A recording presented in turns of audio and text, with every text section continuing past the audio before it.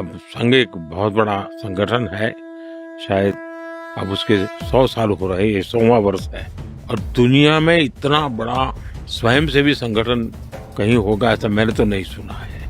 करोड़ों लोग उसके साथ जुड़े हुए हैं, लेकिन संघ को समझना इतना सरल नहीं है। संघ के काम को समझने का प्रयास करना चाहिए और संघ स्वयं तो एक पर्पज ऑफ लाइफ जिसको कहे, इसके विषय में आपको एक अच्छी दिशा देता है। दूसरा, देश ही सब कुछ है और जन सेवा ही प्रभु सेवा है।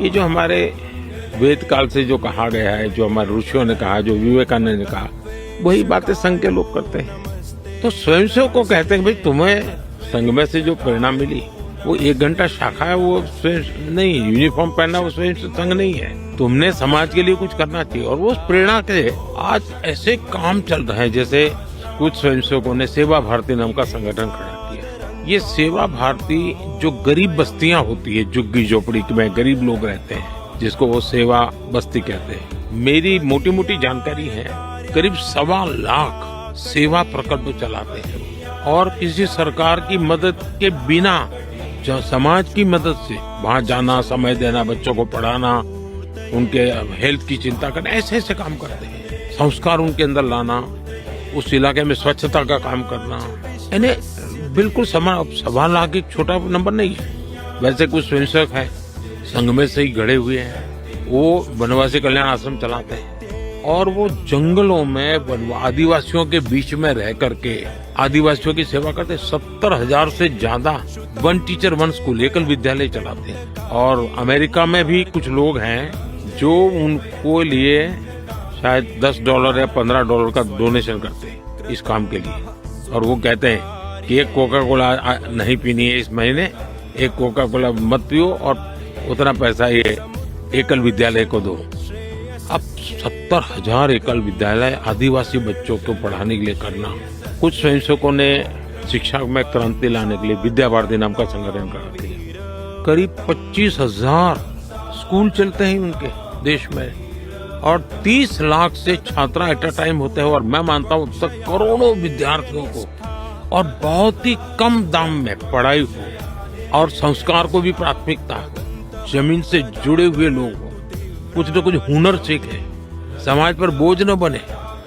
यानी जीवन के हर क्षेत्र में वे, चाहे महिला हो, युवा हो, इवन मजदूर, शायद मेंबरशिप के हिसाब से मैं कहूं तो भारतीय मजदूर संघ है, शायद उसके 55,000 के करीब यूनियंस है शायद, और करोड़ों की तादाद में उनके मेंबर्स हैं। शायद दुनिया में इतना बड़ा लेबर यूनियन कुछ नहीं होगा। और सिखा कैसा जाता है, लेफ्टिस्ट लोगों ने मजदूरों की मूवमेंटों को बड़ा बल दिया।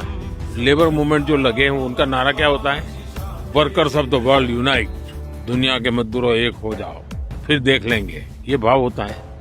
ये मजदूर संघ वाले क्या कहते हैं, जो आरएसएस की शाखा से निकले हुए स्वयंसेवक मजदूर संघ चलाते हैं, वो कहते हैं वर्कर्स यूनाइट द वर्ल्ड।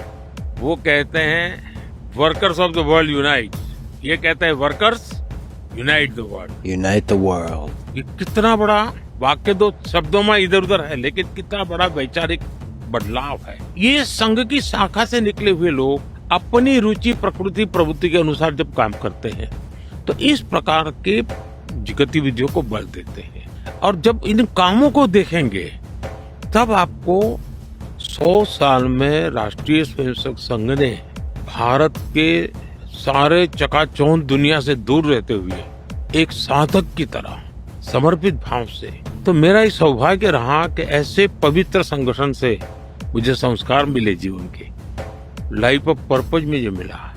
फिर मेरा सौभाग्य रहा कि मैं कुछ पल के लिए, कुछ समय के लिए संतों के बीच चला गया, तो हम मुझे आध्यात्मिक अधिष्ठान मिला, तो शिस्त मिली, लाइफ ऑफ पर्पज मिला, संतों के बाद आध्यात्मिक अधिष्ठान मिला। स्वामी आत्मस्थानंद जी जैसे लोगों ने जीवन